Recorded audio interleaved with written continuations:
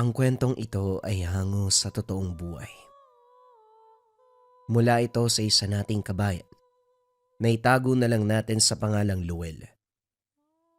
Taong 1989, Mindanao. Ulilang lubos si Luel mula pagkabata. Nakikituloy lamang sa kaanak na mahigit 2 dekada. Nagbibingi-bingihan sa husgat pagpapaya. Mahabang panahon ang tiniis dahil kung aalis ay wala ring patutunguhan. Hindi naman siya sinasaktan sa pisikal na pamamaraan. Sadyang bunganga lamang ang kalaban.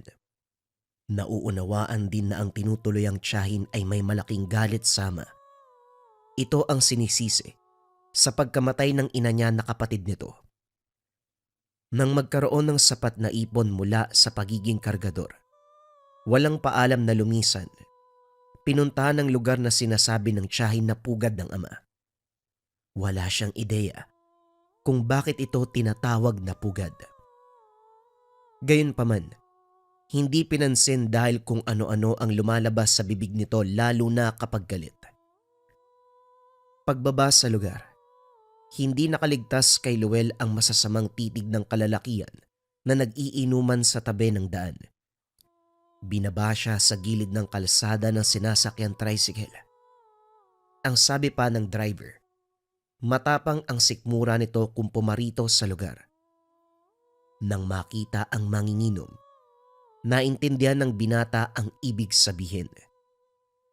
Bata, parang naligaw ka yata. Saang sityo ka tutungo? Gusto mo bang iatid ka namin? O baka naman gusto mong uminom?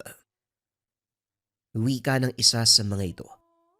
Namumula na ang muka sa nilalaklak na lambanog. Hindi pinansin ni Luel. Binitbit ang gamit at saka lumakad. Naging bastos ang kilos niya. Bigla siyang napaubo matapos bigwasan. Hindi nakailag ng sunda ng suntok. Sunod-sunod na naging dahilan upang humandusay. Pinagtawanan habang tinatadyakan ng kalalakihan. Naalerto si Luel nang sinimulang halongkatin ng mga gamit. Marahas na binuksan ng bag sa pamamagitan ng balisong. Hindi magawang bawiin dahil kamuntikan siyang saksakin. Matagumpay nitong nakuha ang naipong pera at pagkain na sana'y pasalubong sa hindi pa kilalang ama. Bago siya iniwan, muling binugbog. Nakahandusay sa damuhan, umiikot ang paningin at duguan. Hindi alam ni Luel kung gaano siya katagal sa ganong sitwasyon. Nakatingala sa langit habang nakatiyaya, pinapakiramdaman ang kirot ng mga pasa. Ilang sandali pa, napukaw ang atensyon ng huminto. Bumungad ang driver na naghatid sa kanya kanina. Dali-dali siyang inalalayan at pinaupo sa tricycle. Sakto din na may dalang yelo si Manong. Pansamantalang ginamit sa panlunas. Nang mahimasmasan, dito nagkaroon ng pag-uusap. Iho, pwede mo akong tawagin sa pangalang Manong Joben. Anong pakay mo sa lugar na ito? Halata sa mukha mo, tubong syudad ka. Kaya nagtataka ako kung bakit ka nagpatid dito. Hindi ko maiwasang mag-alala, lalo na nung makita ko yung nagiinuman kanina. Kaya nga kita binalikan eh. Nahuli pa ako ng dating. Hanapin ko lang ho yung tatay ko. Ang sabi kasi ng tiyahin ko dito yung nakatira eh. May kilala po ba kayong Lorenzo Casadas? Anak ni Lamberto Casadas? Napansin ng binata ang paglunok ng matanda. Nag-iwas ng tingin na para bang kinakatakutang tao ang binanggit na pangalan. Kalaunan ay muli siyang humarap. Kilala ko ang taong yan, pero hindi ko akalain na may anak pala siya. Sa katunayan, hindi nga ordinaryong... hindi. Pasensya na. Mas mabuting sa tatay mo mismo marinig ang katotohanan. Ano? Ihahatid ba kita sa kanya o ituturo ko na lamang ang direksyon? Nagpatid si Luel. Lumarga kagad. Matapos ang mahabang biyahe sa gitna ng gubat, Narating ang nag-iisang tahanan na pinapalibutan ng puno ng kawayan. Sumalubong kagad ang ingay ng mga baboy at manok. Mula sa likod, lumabas ang lalaki. Matangkad, matipuno ang katawan. May kahabaan ng buhok na abot hanggang balikat. Mabalbas at may nakakatakot na titig. Si Manong Juben ang lumapit dito para ipaalam kung sino ang binata. Magandang umaga sa'yo. Hindi ako nandito para manggulo kaya kalmaan mo ang iyong sarili. Yung binata kasi hinahanap ka eh. Anak mo raw siya. Kilala ka. Hindi lang pangalan kundi pati apelyido. Pati ang tatay mo matagal nang namayapa. Tignan mo nga. Kilala mo ba siya? Tumitig ang lalaki kay Luel. Kalaunan may binulong kay Mang Juben. Nauna itong pumasok ng tahanan. Samantalang binalikan siya ng manong para tulungan sa mga gamit. Pagpasok sa loob, nahinto si Luel nang sumalubong ang mabigat na pakiramdam. Unti-unting sumisikip ang dibdib. Nawawalan ng hangin. Dali-daling dumungaw sa bintana para makahinga. Nang makabawi ay muling humarap. Sa puntong ito nakatitig na ang lalaki. Anak ka mo kita. Anong patunay mo? Hindi kaagad nakasagot si Luel dahil iniinda pa ang kakaibang pakiramdam. Naging malikot ang mga mata para hanapin kung saan nagmumula ang matapang na amoy. Kanina mabigat na pakiramdam lang, ngayon nadagdagan ng matinding samyo. Bukod dito, may naririnig na siyang mahinang bulong.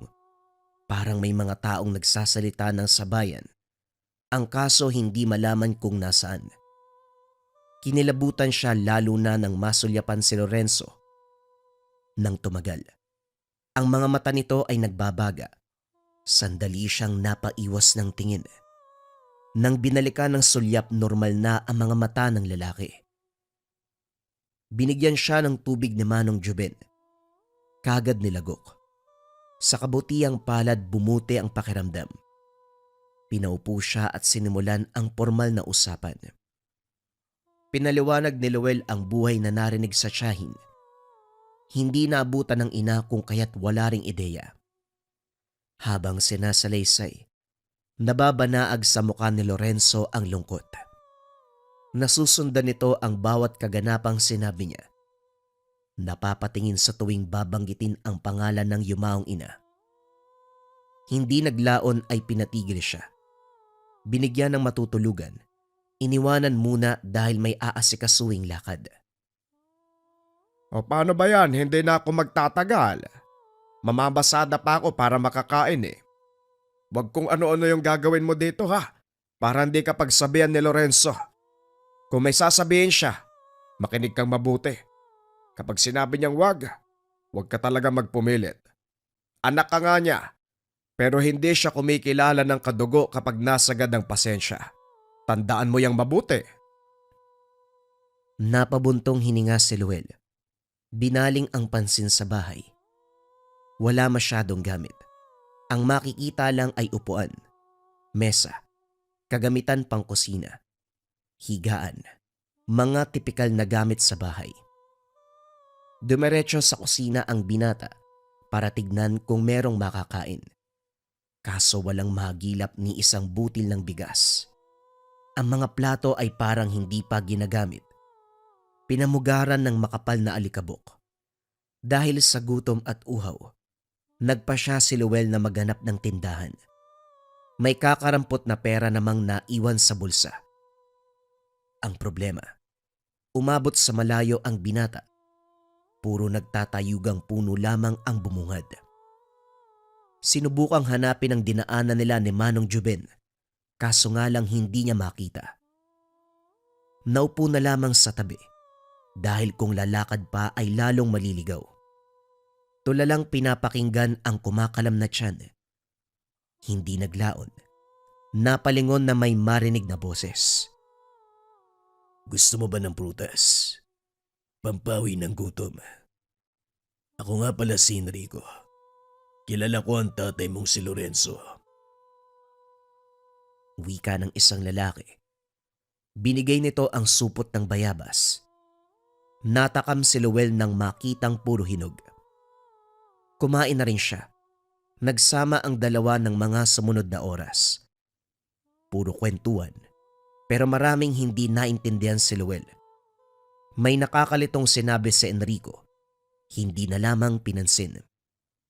Sa isip niya, baka ganun lang magsalita ang tagalugar. Hindi naglaon nagkayayaang maglibot. Dinala siya ni Enrico sa batis. Sandaling nagtampisaw. Nanghuli pa ng isda na inihaw sa tabi. Pagkatapos nun, inimbitahan siya sa bahay na nasa hindi kalayuan. Kaso hindi tumuloy si Luel nang makaramdam ng kakaiba. Bigla siyang kinabahan. Hindi mapakali kahit wala namang banta mula sa kasama. Sumisikip ang dibdib ng makaamoy ng matapang. Lumingon si Enrico. Napansin ang reaksyon niya. Ikinagulat ang sinabi nito. Anak ka nga ni Lorenzo. Taglay mo ang katangian ng inyong lahi. Sayang nga lang dahil namuhay ka bilang tao. Pero hindi bali na. Ihatid kita pa uwi. Baka hindi mo matunto ng daan.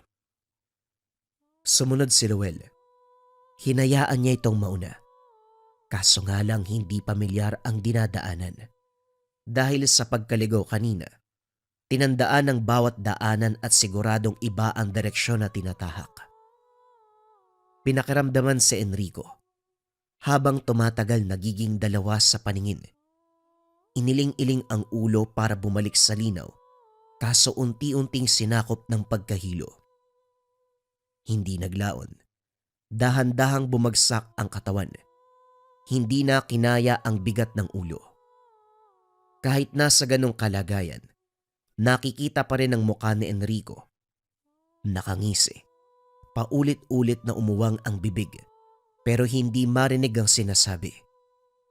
Kalaunan, hinila siya nito sa binti. Sinikap na makahawak sa mga bagay-bagay, pero hindi may kakaila ang lakas. Kahit matamaan ng bato sa ulo ay baliwala. Nang makarating sa unahan, hindi mapakali dahil natanaw ang isang bahay kung saan sa bakuran pa lang marami nang nakabalandrang patalim. Mabuti na lamang nakahawak sa puno si Luel. Dito siya nagkaroon ng pagkakataon na kumalas sa pagkakahawak sa kanya. Nanlaki ang mga mata, kasabay ng paninigas ng katawan. Matapos matalsikan ng mainit-init na likido ang kamay. Pag-angat ng tingin, tumagos ang kamay ng amang si Lorenzo sa tiyan ni Enrico. Walang tigil na bumubulwak ang dugo ni Enrico habang masamang nakatitig sa kanya. Nakuha pa nitong magsalita sa kabila ng paghihirap. Ang anak mo lang pala ang magiging dahilan para magpakita ka, Lorenzo. Kay tagal kong pinangarap na makita ka. Ang laki ng atraso mo. Hindi ko maisip kung paano ka sisingilin. Sa lagay mong yan, paniningil pa ang nasa isipan mo. Sa kabilang buhay mo ko antayin. Nag-iwas ng tingin si Luel nang balian pa ng leeg. Kinilabutan sa ingay ng nabaling buto.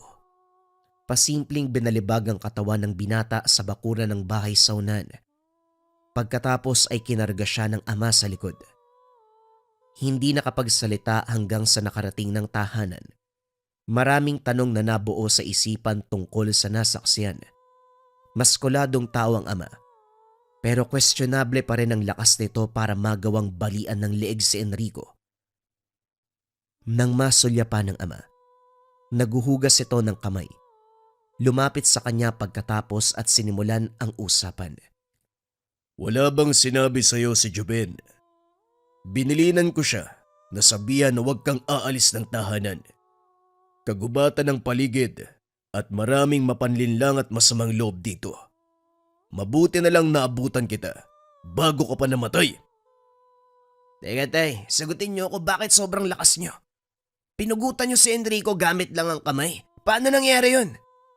Masyado kang pinalaki ng mahina. Simpleng pagbali lang ng ulo, namamangha ka pa. Sandaling natahimik si Luel. Hindi matukoy kung nagbibiro ba ang ama o hindi. Gayunpaman ay pinagpatuloy ang pagtatanong. Paano mo nalaman na naroon ako? Ang sabi mo kanina, pupunta kang bayan dahil may aasikasuhin ka. Tapos sa oras na may balak si Enrico sa akin, bigla kang lumitaw. Tao ka ho ba? Napakunot ang noon ni Lemuel. Tumawa ng napakalakas ang ama. Naluwa pa ito kakatawa. Umayos lamang makaraan ang ilang sandali. Tao nga ba ako? Hindi ko rin alam eh. Ano ba sa palagay mo? Matapos magsalita, tumalikod na si Lorenzo. Naiwang nag-iisip ang binata.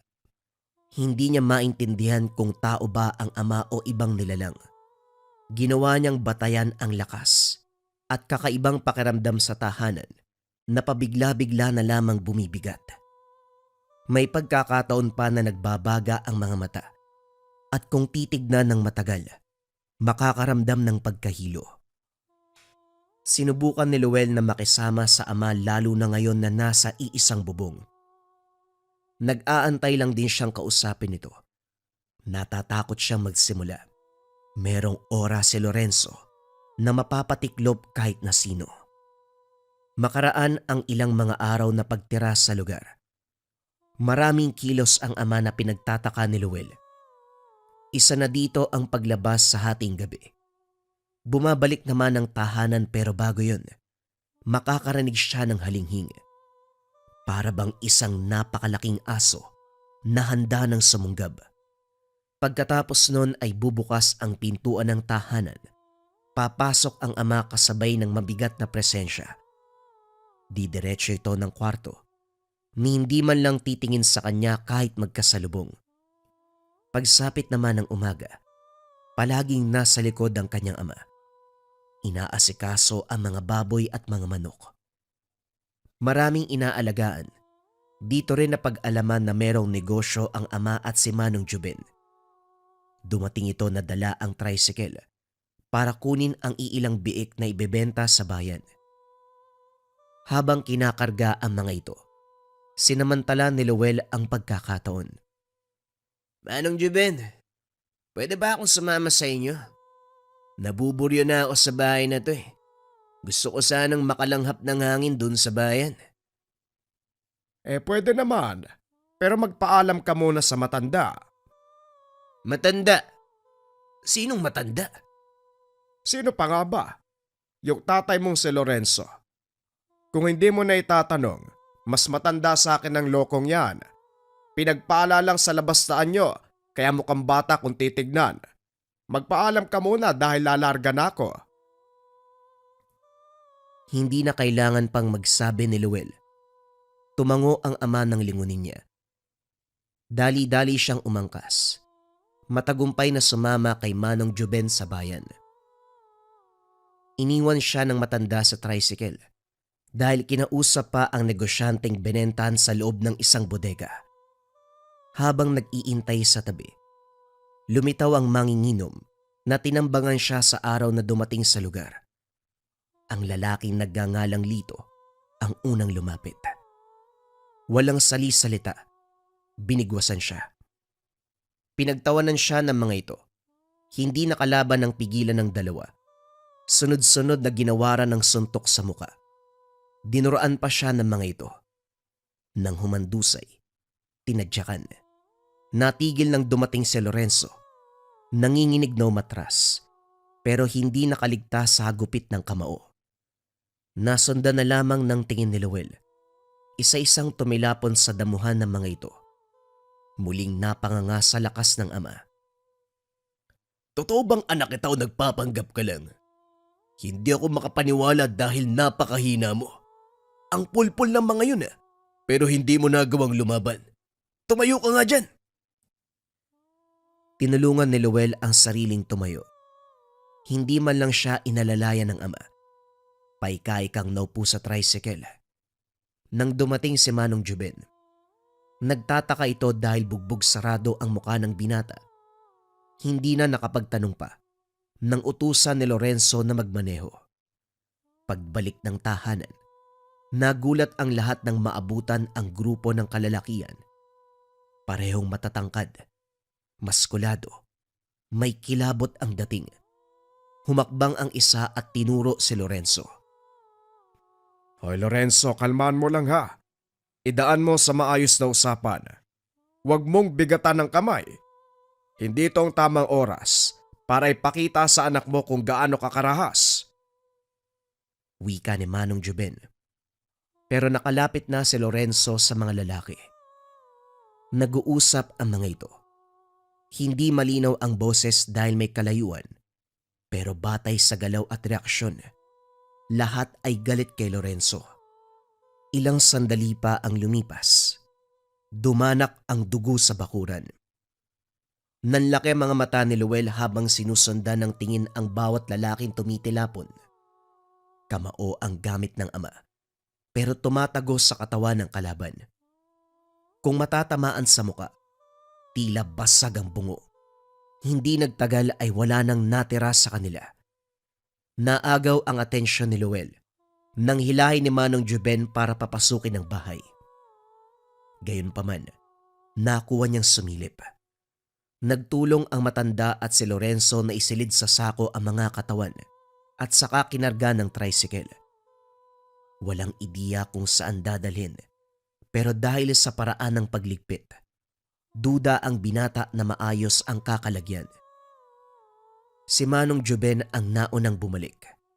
Binalingan ng pansin ang mansya ng dugo sa bakuran. Hindi nagpigil si Luel. Lumapit para mag-usisa. Manong, sabihin niyo naman sa akin, ano po bang alam niyo tungkol sa tatay ko? Marami siyang kilos na hindi ko maunawaan at napakalakas niya din. Nakakapatay ng tao gamit lamang ang kamay. At saka, paanong titilapon yung tao pagkatapos suntukin? Ganun ba talaga siya kalakas? Manong, tao po ba ang tatay ko?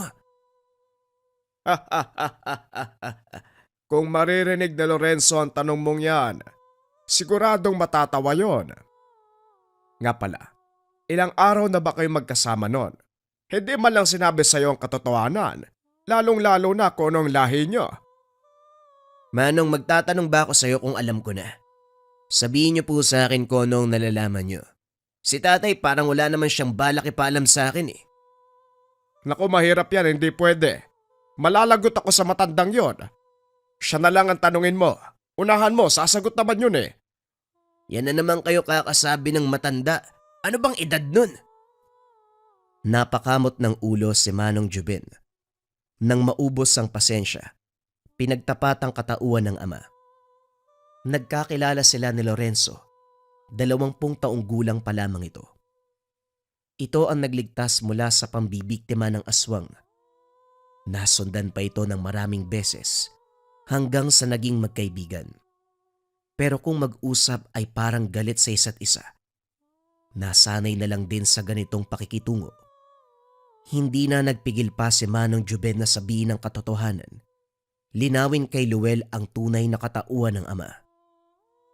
Aswang si Lorenzo, nabibilang sa lahi na kung tawagin ay gabunan. Angkan ng pinakamalakas na uri. Nabuhay sila ng mahabang panahon, higit ang lakas kumpara sa ibang aswang. Kaya din ng tatay mo na mabuhay kasama ang mga tao. Kaya niyang pangimbabawan ng sarili, 1 beses lang sa 1 taon kung maghanap ng makakain. Yung laman at dugo ng tao. Pero wag mong isipin na nang bibiktima ng tawang ama mo para lang matugunan ang tawag ng sikmura. Ako ang inuutosan niya. Pumupunta ako sa iba't ibang lugar upang maghanap ng dugo at laman ng mga tao. Alam mo na sa sarili mo kung saan pwedeng makakuha nun. Kung napapansin mo, hindi tumatanda ang itsura kahit malapit na mag-100 taon yan. At kung itatanong mo rin kung sino yung mga lalaki kanina, iilan lang sila sa kalaban ng tatay mo. Hindi naman siya nagsisimula eh. Sadyang nilalapitan lang siya ng kapwa aswang para hamunin sa labanan. Hindi ko alam kung bakit ganyan niyang lahi ninyo. Kayo-kayo nagpapatayan imbes na magtulungan. Limitado lang ang alam ko tungkol sa mga yan. Ano, may tanong ka pa ba? Kung meron kay Lorenzo ka na magtanong. Napalunok ng laway si Lemuel. Na-question pa ang sarili kung aswang din ba siya. Dito rin napagtanto ang paulit-ulit na sinabi ng tiyahin. Halimaw ang ama. Hindi ordinaryo at nakakatakot. Ang buong akala ay masamang tao lang. Yun pala higit pa sa inaasahan. Pagdating ni Lorenzo, hindi makalapit si Luel. Nanginginig ang katawan at hindi makatingin. Ilang beses siyang sinulyapan ng ama hanggang sa nagkusa itong magsalita. Narinig ko ang usapan niyo ni Joben. Lokong yun Inunahan pa ako. Ano, may tatanong ka pa ba tungkol sa akin? Nilabanan ni Luel ang pag-aalangan bago sumagot. May takot na malaman ang katotohanan. Kung aswang ka, posibleng aswang din ako? Hindi. Nung pinagbubuntis ka ng ina mo, sinigurado kong mabubuhay ka bilang tao. Isang mataas na uri ng proseso ang ginawa ko upang hindi ka magaya sa akin. Pero sa kabilang banda, parang may nakuha kang katangian mula sa akin Kaya mong indahin ng mga pambubugbog o ang sakit ng katawan. Kaya mong tiisin ang mabigat na pakiramdam na dulot ng tahanang ito. Huwag ka mag-alala, masasanay ka rin. Nga pala, hindi ako makakapayag na dito ka maninirahan sa akin. Hindi natin alam kung anong oras sasalakay ang mga kalahi ko. Ayoko lang na madamay ka. Kaya magmula ngayon, si Joben ang mag-aalaga sa'yo. Hindi na umangal si Luel. Sa takot na nararamdaman, mas piniling manirahan sa tunay na tao. Kahit sabihin pang ama niya si Lorenzo, meron pa ring kilabot. Sa pagdaan ng mga araw, wala nang balita tungkol sa ama dahil malayo ang tahanan ni Manong Joben. Naaliw din siya sa gawaing bukid, kung kaya't hindi naisip na puntahan para kumustahin ang ama. Pero humantong sa punto na sila na ang nilapitan ng kalaban. Nagising na lamang 10 oras ng gabi. Dali-daling bumunot ng patalim si Manong Joben. Inabot ang isa kay Luel. Hindi nagtagal. Lumitaw ang aswang sa harapan. Tumilapon ng matanda matapos makalmot sa muka. Ang binata naman, sinubukan pang lumaban pero nasakal at saka binalibag sa labas. Sa sobrang bilis ng kaganapan, napansin na lang ni Luel na nasa bakura na ng tahanan ng ama. Napakadilim sa lugar. Senyales na walang tao. Napaubo ng dugo ang binata matapos isubsob ang muka sa lupa. Pwisit! Ang sabi niyo nandito si Lorenzo. Bakit wala? Mangangal! Hanapin niyo yan! Hoy Mario, 10 oras na pero nambubulabog ka pa. Mahiya ka naman sa katahimikan ng gabi. Nagulat ang mga aswang. Narinig ang boses ni Lorenzo. Tumingin sa paligid pero hindi ito magilap. Sunod na napansin ang itim na hubog. Mabilis ang galaw nito na lumalapit sa tauhan ni Mario. Isa-isang bumagsak. Ginigilitan ng liig. Hindi nagtagal. Nakita sa harapan si Lorenzo. Ginawaran siya ng napakalakas sa suntok. Tumilapon ng matanda. Nawasak ang bahagi ng tahanan. Nilapitan naman ni Lorenzo si Luel. Maingat niyang inalalayan ang anak. Pinasadahan ng tingin ng katawan ng anak na puro gasgas, galos at sugat. Tumunog ang buto sa mga kamay matapos ang pagkuyom. Makikita sa mukha nito ang galit. Nagbabaga ang mga mata. Unti-unting humaba ang nguso. Humaba ang mga pangil. Humaba ang mga kuko. Sa ilalim ng buwan, nakita ni Luel ang tunay na anyo ng ama. Tama nga ang sinasabi nila. Kapag nakita ang anak mo, siguradong lalabas ka din. Pero bakit ganyan? Parang walang dugong gamunan. Mahinang uri. Wala ka nang pakialam, Mario. Isa lang ang patutunguhan mo ngayon. Kasama ng mga kaangkan mo sa kabilang buhay. Yan. Dahil sa ugali mong yan, kaya lahat ng lahi ng aswang ay galit sa'yo. Gusto kang patayin dahil sa kambugan mo. Wala akong pakialam, tanda. Dahil mamamatay ka na. Sa isang iglap lang, nasa harapan na ni Mario si Lorenzo. Tumagos ang matulis na kuko sa lalamunan ni Mario. Ang kabilang kamay, nakabaon sa puso. Humandusay ang matanda sa lupa. Dilat ang mga mata. Hindi na matandaan ni Luel kung paanong nakapasok sa tahanan ng ama. Ang huling naaalala, ang tagpong pagpaslang kay Mario. Pagbalik ng ulirat, bumungad ang sala ng bahay. Tumayo siya at sumilip sa labas. Wala nang makikitang bakas. Ang buong akala ko, hindi ka napasahan ng aking lahi. Pero tignan mo ang sugat sa iyong katawan. Malaking pinsala ang natamo mo kagabi. Pero ngayon, wala nang bakas ng kahit anong sugat. Imbis na matuwa naman si Luel, ginapang ng takot ang buong katawan. Ang buong akala niya ay isa din siyang aswang. Bakit ganyan yung mukha mo? Ano po bang nakakatawa? Huwag kayong matuwa. Hindi ko gugustuhin maging aswang, ano? Ayoko maging aswang. Huwag ka mag-alala dahil hindi ka purong aswang. Hindi porket mabilis maghilom ang mga sugat mo, aswang ka na din. Yan ang pangako ko na binitawan sa iyong ina. Mamumuhay ka bilang normal na tao, hindi bilang gabunan. Ngunit kahit anong sabihin ng ama, hindi na kampante si Luel. Para sa kanya, imposible na hindi mahawaan, lalo pat may dugo siyang nakuha kay Lorenzo. Gayunpaman, sa paglipas ng panahon ay unti-unti rin siyang kumalma. At dahil sa sunod-sunod na kaguluhan, nagpa siya ang ama na ilayo ang binata. Hindi masisikmura kung may mangyayaring masama dito. Si Manong Joben ang nautusang maghanap ng matitirahan sa malayong probinsya. Pero ang pinili ni Manong Joben, sa syudad patirahin kung saan malayo sa aswang. Ngunit bago sila maghiwalay ng ama, nakiusap ng masinsinan si Luel. Inaya itong mangisda sa ilog.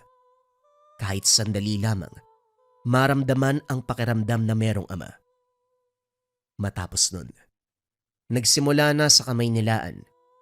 Sinikap ni Luel na mabuhay mag-isa, katulad ng naranasan. Sandaling panahon lamang nakasama ang ama. Masalimuot pa ang kaganapan, pero para sa kanya sapat na ang mga ito upang maramdaman ang pagmamahal ni Lorenzo. Alam niyang ginagawa lang ito ng ama para sa kanyang kaligtasan at sa oras ng kagipitan at kung meron man mang bibiktima sa kanya. Siguradong palaging nakabantay. Siguradong palagi siyang ililigtas ng kanyang ama na isang gabunan. Bagong kwento pa rin ang kasunod mga kabayan. Ito ay tungkol sa isang mambabarang na tinalo ng mangkukulam. Simula na ang storya. Ang kwentong ito ay hango sa totoong buhay. Mula ito sa isa nating kabayan na itago na lang natin sa pangalang Marisa. Taong 1988. Probinsya ng Leyte. Lumuwas ng Leyte si Marisa upang doon manirahan kasama ang asawang si Tonyo. Iniwan ang Cebu para makahinga sa maigpit na pamamalakad ng ina na halos kontrolin ang buong buhay. Aminadong bata pa siya sa edad na 22. Maging ang pare na nagkasal sa kanila. Ilang beses nagtanong kung sigurado ba sa pagpapasya na magsama dahil ang kabiyak na si Tonyo, edad 25. Sa katunayan tutol ang ina na si Aling Polina. Hindi nito nagustuhan ang napangasawang si Tonyo. Dayo ang binata pero masipag, maalaga at mabait. Maraming nagka-interes. Hindi lang ang mga dalaga, kundi maging ang matatandang dalaga. Maganda ang hubog ng pangangatawan. Gwapo, matangkad at marespeto. Maraming nagtatanong kung bakit hindi nagustuhan ni Aling Paulina. Walang nakakaalam sa dahilan. Nang masakal si Marisa sa trato ng ina na hindi nagpapakita ng awa, nagpa siyang sumama sa asawa, pauwi sa kinalakihang probinsya. Pagdating sa tahanan ni Tonyo, kagad pinatuloy ng ama na uugod-ugod na sa katandaan. Magiliw na binati si Marisa at kagad nakapagpalagayan ng loob.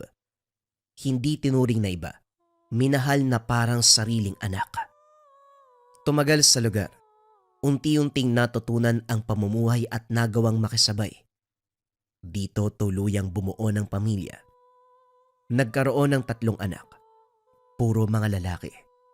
Maayos ang pagpapalaki lalo na't katawang si Tatay Tenorio. Ito ang nagsisilbing pangalawang ama na mahal ng mga bata. At bilang may bahay, si Marisa ang gumagawa ng lahat mula sa pagluluto hanggang sa paglilinis. Si Tonyo ang kumakayod bilang karpentero. Si Tatay Tenorio naman ay pinagkakaabalahan ang maliit na taniman ng gulay. Kahit mahina na, sinisikap na makakilos. Hindi naman sa pinapabayaan, sadyang gusto nitong gumalaw-galaw para hindi maparalisa ang ugat sa katawan. Binabantayan na lamang sa tuwing lalabas ng bahay. Sa paglipas ng panahon, nagtataka si Marisa dahil ang matanda ay madalas nagigising sa hating gabi. May bulong-bulungan na naririnig mula sa kwarto nito. Kung sisilipin naman, nagmamadaling bumabalik sa pagkakahiga. Hindi lang isang beses nangyari, kundi halos gabi-gabi. Pinag-usapan nila itong mag-asawa. Si Tonyo na hindi masyadong binigyan ng kahulugan ang mga bagay-bagay. Sinabing baka dala lang ng katandaan. Hindi maiwasang maapektuhan ang pag-iisip. Pinagpalagay ni Marisa na ganon ang sitwasyon. Ayaw ding pag-isipan ng masama ang biyanan. Kinabukasan, lumuwas ng bayan si Tonyo para magtrabaho. Ang mga bata naman ay kanya-kanya sa pagpasok sa eskwelahan. Muli, si Marisa ang naiwan sa tahanan kasama si Tatay Tenorio. Nagpaalam siya na dadayo sa baybayin para makabili ng preskong isda. Tumango naman sa kanya ang matanda. Gayunpaman, hindi mapanatag si Marisa na iwanan itong mag-isa. Mababaka sa mga mata nito na may gagawin. Muli na namang naisip ang gabi-gabing kilos. Kamakailan lang, nahuling may kinakalikot habang sinasambit ang salita na mahirap maintindihan. Hindi malinaw kung ano dahil kagad itinatago na para bang ayaw nitong malaman ang palihim na gagawin. Pagkatapos sa baybayin ay nagmamadaling umuwi. Katulad ng hinala, naabutang abala sa kwarto si Tatay Tenorio. Narinig na sumasambit ng kung ano-anong salita. Kung tono ang papakinggan, masasabi ni Marisa na wikang Latin. Dahan-dahan siyang pumuslit pero natigilan nang biglang nahinto ang matanda. Mabilis ang mga kamay. Itinago ang mga gamit. Nakangiting humarap sa kanya. Ang bilis mo namang makabalik, Marisa. Kamusta? Wala bang paninda doon sa baybayin? Meron naman po, Tay. Nakasabay ko kasi si Aling Myrna. Umangkas po ko sa motorsiklo. Kayo po ba? Ano pong ginagawa niyo dyan? May hinahanda kong regalo para sa kaarawan ni Jobert. Dito natauhan si Marisa nang marinig ang tungkol sa panganay na anak. Kamuntikan ng makalimutan. Nawala ang pag-uusisa kay Tatay Tenorio upang tignan ang manukan kung may makakatay ba sa nalalapit na kaarawan. Naging abala na rin sa mga gawaing bahay pagkatapos. Napansing lumabas si Tatay Tenorio. Sinundan ng tingin ni Marisa. Nagtungo ito sa taniman pero agaw pansin ang bitbit na bagay na binalot sa tela. Nang pagmasdan, nagukay ng lupa at inilibing doon. Nilagyan pa ng maraming bato upang hindi mahalukay ng asong ligaw.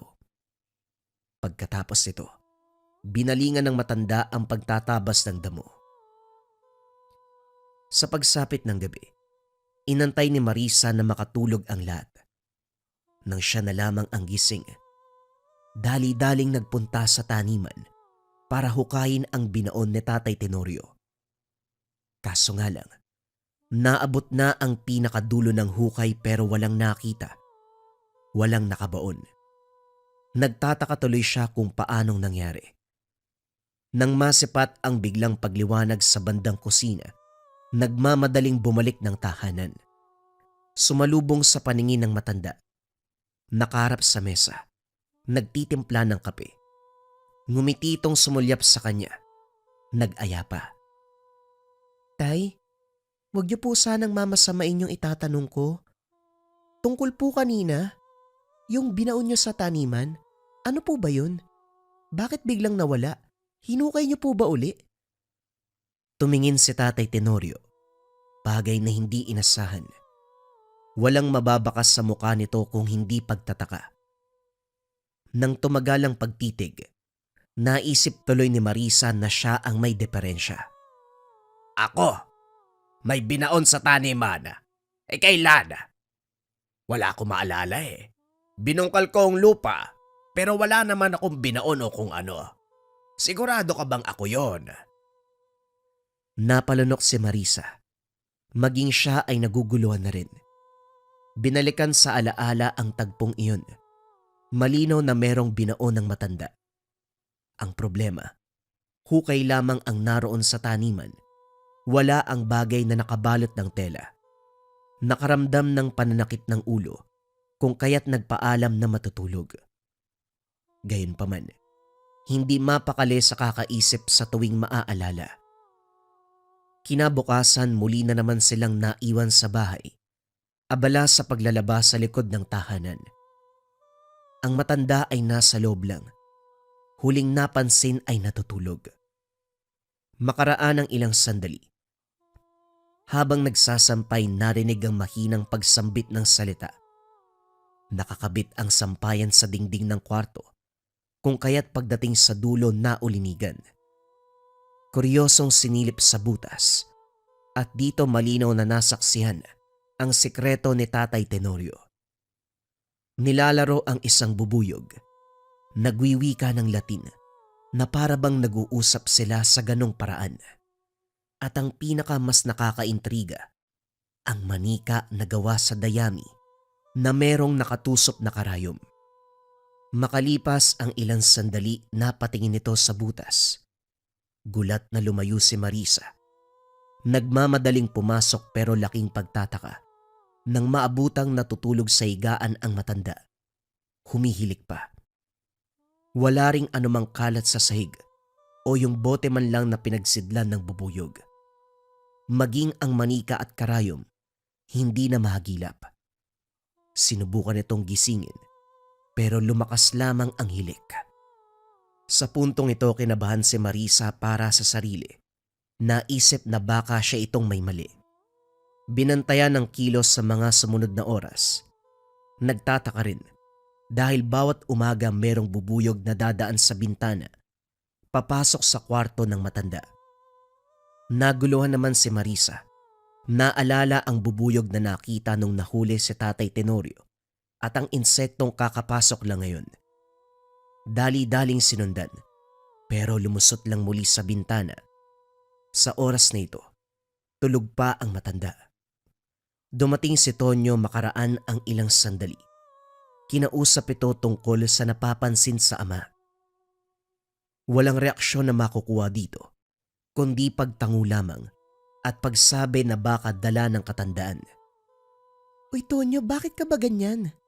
Hindi ka ba nag-aalala para sa tatay mo? Kakaiba yung kilos niya oh. Hindi ko na nga maintindihan eh. Sumasakit na yung ulo ko kakaisip. Parang ako na tong nababaliw eh. Baka naman kasi napapasobra ka sa pag-iisip ng kung ano-ano. Marisa, matanda na si tatay. Maraming iniinda sa katawan, mahina na nga yan eh. Huwag mong bigyan ng kaulugan kung ano yung ginagawa niya. Uy Tonyo, dala ba ng katandaan kung meron siyang gamit sa pangkulam?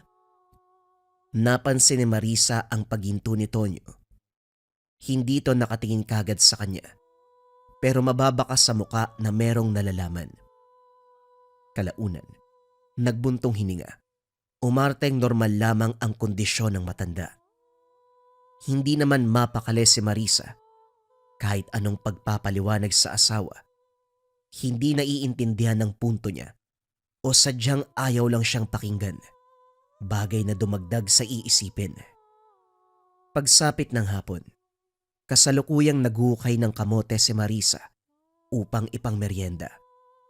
Nang maabot ang bakas ng hukay na ginawa ni Tatay Tenorio, hindi makapaniwala dahil ngayon ay merong nakabaon. Isang garapon na merong patay na bubuyog. 3 ang bilang. Sunog ang iba't ibang bahagi ng katawan. Bakas ng butas na para bang daanan ng pagtusok. Dali-dali itong dinala sa tahanan, pero sa sandaling nakita ng matanda, kagad itong lumapit para bawiin iyon. Dito na sila nagkasagutan. Tayo maming nga po kayo. Ano bang ginagawa niyo? Mangkukulam ka ba? Hindi. Hindi ako mangkukulam. Ayoko lang na kinukuha mga gamit na tinapon ko na. Ibabaon ko ulit ito. Hinarangan ni Marisa ang matanda bago pa makalabas. Tinulak siya nito, pero nahawakan sa braso. Hinila papasok at saka sinarado ang pintuan. Sino ang kinulam niyo? Mangkukulam kayo, tatay. Ano bang hindi namin alam sa inyo? Matagal na tayo nagsasama sa iisang bubong pero May ugali ako na uubusan kagad ng pasensya kapag ito na ang pinag-uusapan. Marisa, nakikiusap ako. Tumabi ka. Dahil kailangan mai-dispatch ang bagay na to bago pa merong maapektuhan. pinigilang mabuti ni Marisa ang matanda. Sa hindi inaasahan, malakas na naitulak dahilan para mabagok ang ulo sa pulidong dingding. Kagad itong nawalan ng malay. Sa kabutihang palad dumating si Tonyo kung kaya't dali-daling nadala sa ospital. Comatose ang resulta ng pagsusuri at kinakailangang manatili sa ospital ang matanda. Nagpaliwanag si Marisa kay Tonyo. Hindi naman siya sinisi. Sa pagmamasid sa reaksyon ng asawa, parang may pinipigilang maisiwalat. Hindi na napag-usapan pa ang tungkol dito dahil pinauwi siya para asikasuhin ang mga anak. Ilang araw pa ang lumipas. Wala pa ring malay si Tatay Tenorio. Ang sabi ng doktor, kailangan mas masuri pa ito na maigi. Nang magkaroon ng pagkakataon na makausap si Tonyo, kinumpronta ito tungkol sa ama. Tonyo, parang may gusto kong sabihin . May alam ka ba sa palim na ginagawa ni tatay? Mangkukulam ba siya? Matagal bago nakasagot ang asawa. Panay buntong hininga. Umiiwas ng tingin. Kalaunan ay hindi na nilihim ang katotohanan. May alam si tatay sa kaliwa, pero matagal na siyang tumigil. Ngayon ko lang nalaman na bumalik siya dahil sinabi mo. Pero sigurado ka ba nagre-ritual si tatay? Baka naman sinisilip niya lang ang mga gamit.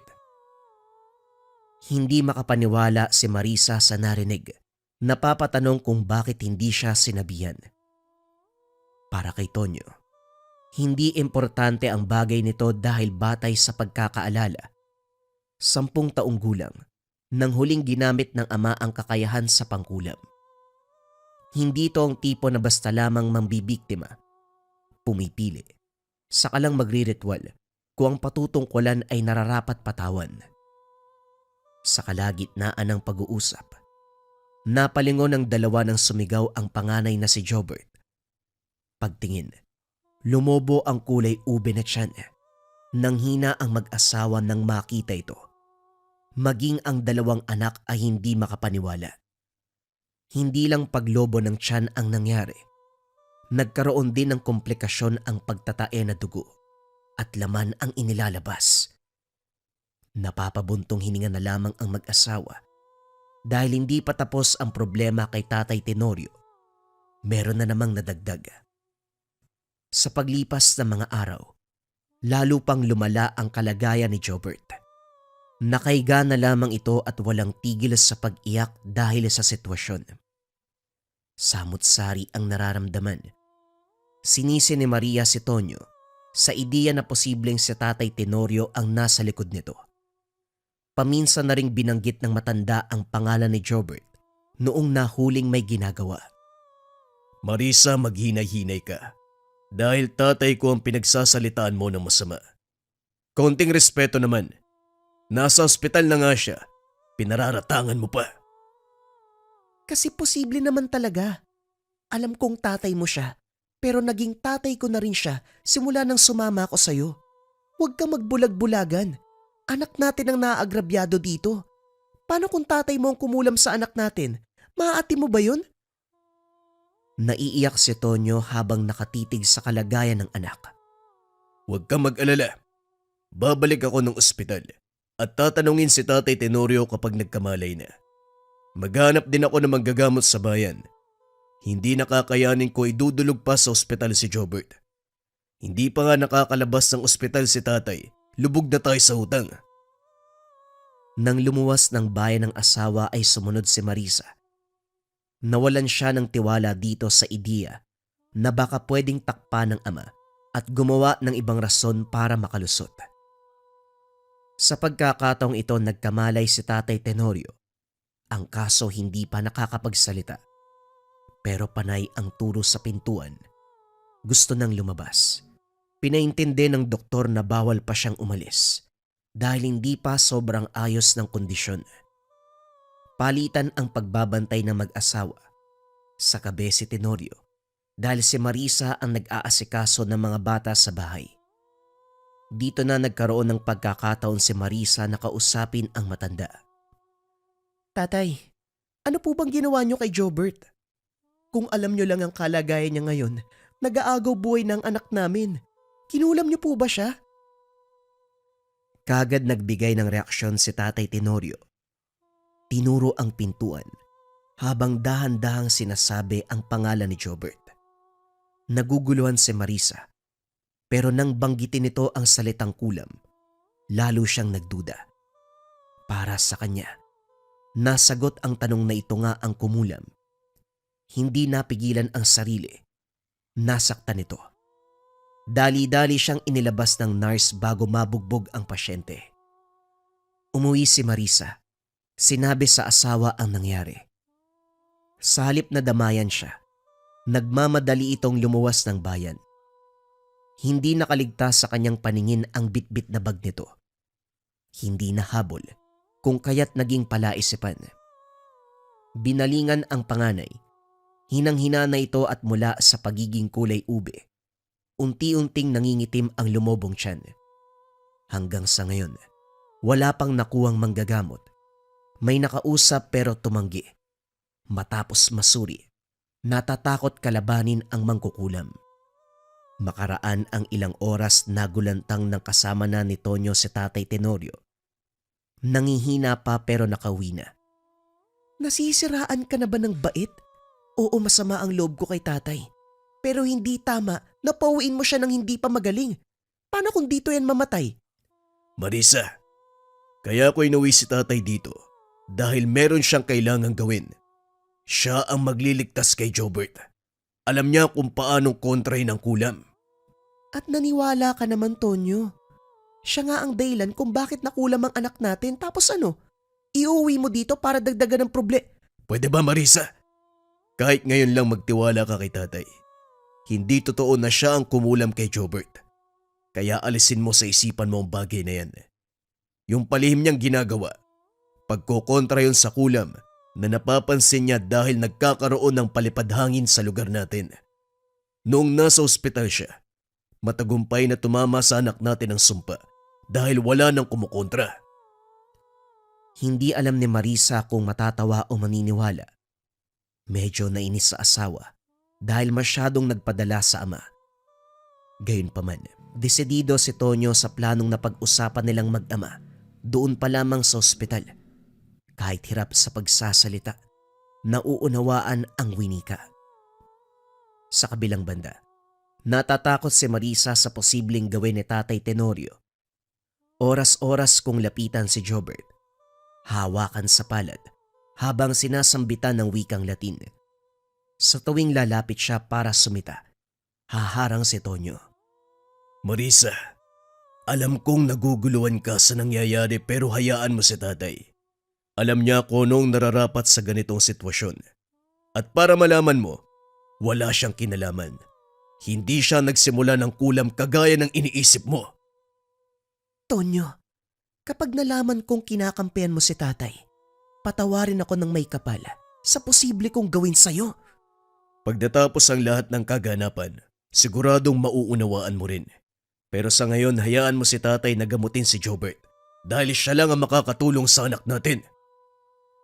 Walang nagawa si Marisa kung hindi hayaan. Binabantayan na lamang sa tuwing papasok ng silid si Tatay Tenorio. Sa puntong ito may ginagawang ritual ang matanda. Iba't ibang uri ng halamang gamot, mga ugat, mga langis, mga dahon at mga bato. Ito ang inilagay niya doon sa kwarto.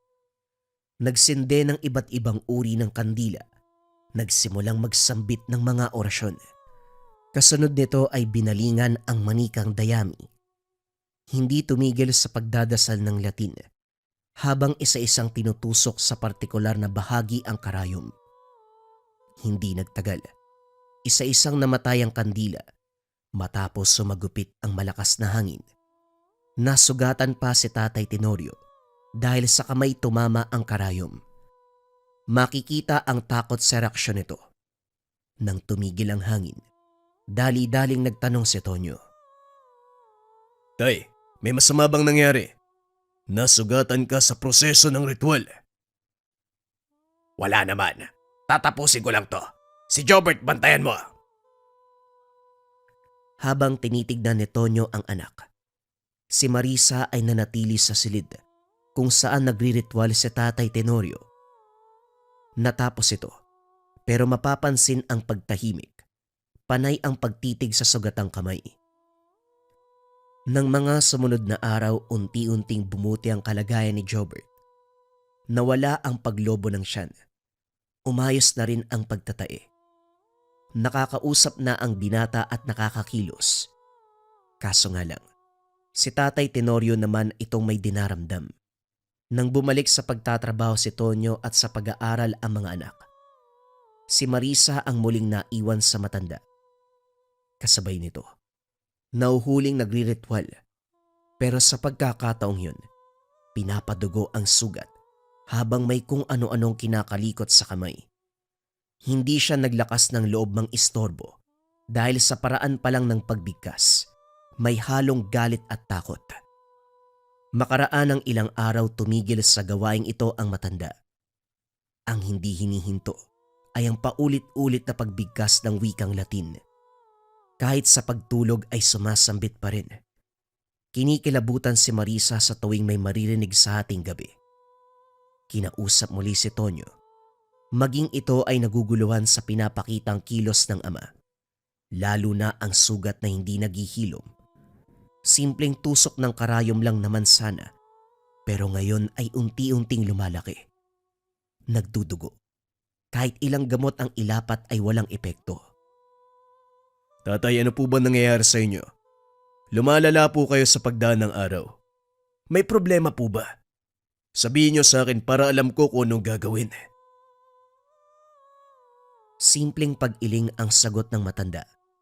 Nakaratay ito sa higaan. Dahan-dahang bumaling sa kabilang direksyon. Umiwas kay Tonyo at Marisa. Nababahala na sila dahil pati pagkain ay inaayawan. Muling pinakiusapan ni Tonyo ang nilapitang manggagamot na tumanggi noon. Sa ikalawang pagkakataon ay tumanggi ito. Pero nang makulitan, sinabi ang rason. Tonyo, tatapatin na kita. Manggagamot ako sa halaman at herbal. Hindi ako nakikialam sa anumang kaso na may kinalaman sa kaliwa. Dahil kapag nagkataon ako ang mapupuruhan. Lalo na sa kalagayan ng tatay mo na masyadong malakas sa mambabarang. Kung makikialam ako, malaki ang tsansa na ako pa ang unang mamamatay. Sana maintindihan mo ang pagtanggi ko. Pasensya ka na. Naguluhan si Marisa nang marinig ang pag-uusap ng asawa at manggagamot. Napailamos ng muka, sabay buntong hininga. Una kinulam ang anak ko. Ngayon naman barang. Tonyo, pinaglalaroan ba tayo ng kamalasan? Kulam tapos ngayon barang? Hindi ko rin alam, Marisa. Naguguluhan din ako sa sitwasyon eh. Maging ang manggagamot sa lugar na duduwag na gamutin si tatay. Naghihingalo na nga siya eh. Kung kaya pang gamutin si Tatay Tenorio, dalhin natin siya sa Cebu. Yung kaklase ko noon eh. Yung tatay niya albularyo. Matunog ang pangalan niya pagdating sa ganitong usapin. Dali-daling lumuwas ang mag-asawa. Dala si Tatay Tenorio. Dumiretso sa tahanan ng nasabing albularyo. Unang bungad pa lamang, napabuntong hininga na si Mang Bidoy. Akalain mo nga naman, ang isang batikang mambabarang, tinamaan naman ng kulam. Hindi rin pwedeng baliwalain dahil malakas ang mangkukulam. Sandali lang, taga Leyte kayo, hindi ba? Ang layo naman ng nangkulam sa inyo. Talagang nandito pa sa Cebu. Nandito po sa lugar yung mangkukulam? Paano po nangyari yun? Komplikado ang sitwasyon ninyo dahil may kinalaman ng pamilya mo, iha. Pasensya ka na kung masyadong diretsyo ang pagsasalita ko. Kasi totoo naman eh. May kinalaman ng pamilya mo sa nangyayari sa matandang ito. Nagkatinginan si Marisa at Tonyo. Napapaisip ang dalawa habang inaasikaso ng albularyo sa loob ng tahanan si Tatay Tenorio. Hindi makapaniwala si Marisa. Walang pag-aalangan na umuwi ng tahanan at saktong pagbukas ng pintuan ng kwarto ng ina, naabutan niya ito sa kalagitnaan ng ritual. Nanghina ng masipat sa bawat sulok ang mga kagamitan sa pangkulam. Sa sobrang dami, masasabi ni Marisa na nandito na ang lahat-lahat. Sa kabilang banda, gulat na nakatitig ang ina nang makita siya. Marisa, bakit ka biglang bumalik dito? Hindi ka man lang nagpasabi. Kailan ka pa natuto sa ganitong gawain, Nay? Masama ang ugali mo pagdating sa mga bagay-bagay na hindi mo gusto. Pero hindi ko akalain na aabot ka sa ganito. Ikaw ang kumulam kay Tatay Tenorio pati sa anak ko. Napalunok ang matanda. Tumayo at hinarap ang anak. Masisisi mo ba ako kung gusto ko lang bawiin ang pinakamamahal kong anak? Sinabihan kita noon pa man na darating ang araw na babalik ka sa akin. Hindi ko lang inasahan na ganito kaaga. Kung nagsabi ka lang sana, hindi mo makikita to. Hindi ka talaga nakonsensya. Hindi ka ba nagsisisi sa ginawa mo? Kilabutan ka naman, Nay. Apo mo ang kinulam mo. Maging ang tatay ng asawa ko, dinamay mo pa. Ang sama ng ugali mo. Masama na kung masama. Ginawa ko lang ang lahat ng nararapat bilang ina. Kahit magtulungan kayo, wala kayong magagawa. Ibuburol mo ang matandang yon at ako pa ang una mag-aabot ng abuloy. Wika ng ina, sabay bato ng perang papel. Humalakhak pa ito, pero unti-unting nawala ng makaramdam ng pananakit ng tiyan. Agarang sumuka ng dugo, humandusay, nangisay. Natatarantang humingi ng tulong sa kapitbahay si Marisa. Dinala sa ospital ang nanay. Bumalik naman sa tahanan ng albularyo si Marisa. Naabutang ginagamot si Tatay Tenorio. Samot-saring dahon ang nakatapal sa katawan. Pinapainom pa ito ng isang uri ng puting dagta.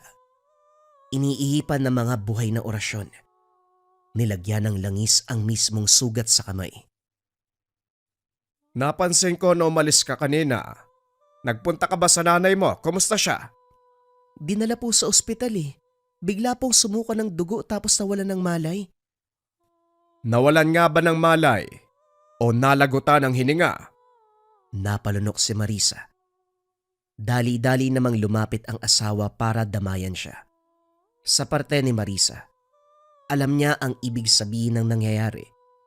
Sadyang natatakot lang siya na aminin na kamatayan ang kinahantungan ng ina. Nakita sa tahanan ng albularyo ang mga gamit na posibleng ginamit nito upang ibalik ang kulam sa nanay. Sa paglipas ng ilang sandali, bumuti ang pakiramdam ni Tatay Tenorio. Dito lang nagpaalam si Marisa para alamin ang kasalukuyang kalagayan ng ina.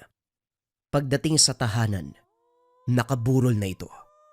Hindi maiwasang maiyak, pero may parte kay Marisa na nakahinga ng maluwag dahil hindi lang matitigil ang kasamaan ng ina.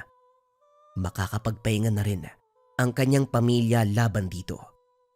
Nanatili sila sa lugar hanggang sa mailibing ang katawan. Pagbalik ng Leyte, personal na kinausap ni Marisa ang biyanan. Ligtas na sa banta ng kulam, pero pumalit ang panghihina ng katawan, buhat ng katandaan. Nagkaayos ang mga ito matapos mapatawad ang isa't isa. Sa nangyaring insidente, kahit tapos na hindi pa rin makapaniwala si Marisa sa natuklasan sa ina. Aminadong masama ang ugali nito, pero hindi inakalang aabot sa ganong gawain. May parte sa kanya na nagsisisi dahil naisip na ang pag-iwan dito ang nagtulak para pasukin ang kulam. Gayunpaman, wala nang magagawa. Nangyari na ang dapat mangyari. Sa kabilang banda, labis ang pagpapasalamat kay Tatay Tenorio dahil niligtas ang mga anak gamit ang lihim na karunungan. Nasagot na ang mga katanungan sa kahina-hinalang kilos. Ito pala ang sekretong pagriritual upang mailigtas ang kanyang pamilya. Masakit man isipin na humantong sa ganito, kinakailangan pang merong mamatay. Pero nagpapasalamat pa rin ang lahat. Makapagpapahinga na ang lahat sa masalimuot na karanasan na minsang tinalo ng mangkukulam ang malakas na mambabarang.